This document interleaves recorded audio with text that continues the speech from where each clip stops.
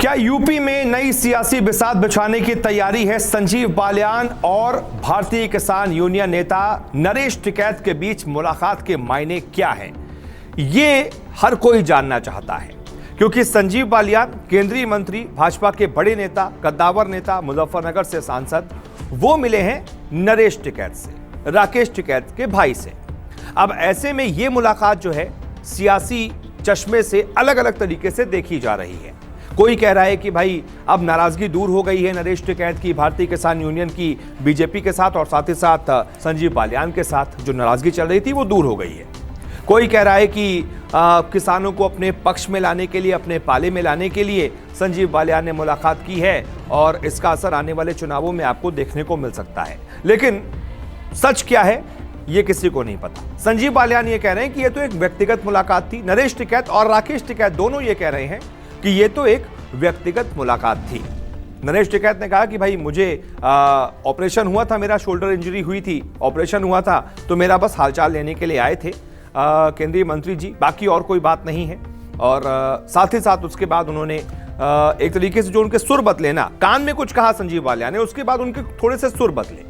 सुर क्या बदले कि पहले वो ये कह रहे थे कि समाजवादी पार्टी और साथ ही साथ अखिलेश यादव को वो समर्थन देंगे, रालोद का जो गठबंधन है उसको समर्थन देंगे। लेकिन उसके बाद उन्होंने कहा, अगले ही दिन अपनी बात पलट दी और कहा समर्थन नहीं, मैंने तो आशीर्वाद की बात कही थी। तो ये जो सुर बदले, इसी को ये कहा जा रहा है कि ये असर जो है वो संजीव बालियान की मुलाकात का ही है।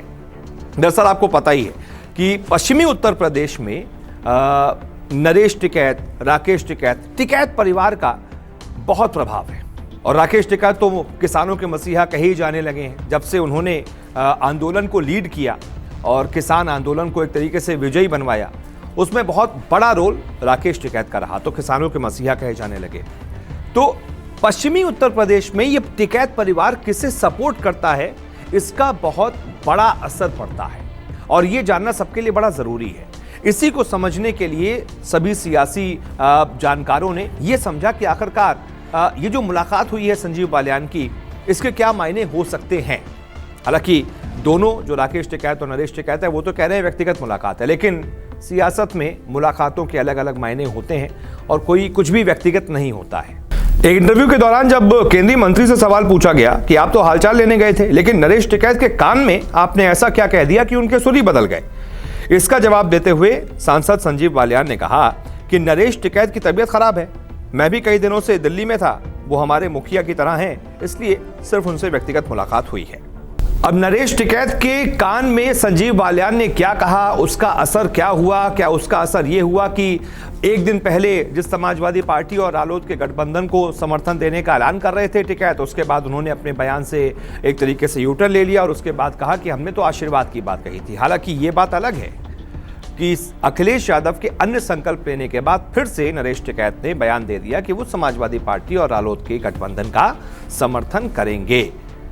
तो फिर संजीव बालियान से मुलाकात का असर क्या हुआ? अब क्या हुआ है, क्या नहीं हुआ है, ये तो वक्त ही बताएगा। लेकिन हाँ, कुछ ना कुछ तो जरूर हुआ है और दाल में कुछ तो काला जरूर है, क्योंकि इस तरीके की मुलाकातें आमतौर पर थोड़े दिनों बाद नतीजे बताती हैं। थोड़े दिनों बाद क्या नतीजे आएंगे पता चली जाएगा। फिलहाल इस वीडियो को देखने के लिए बहुत बहुत शुक्रिया।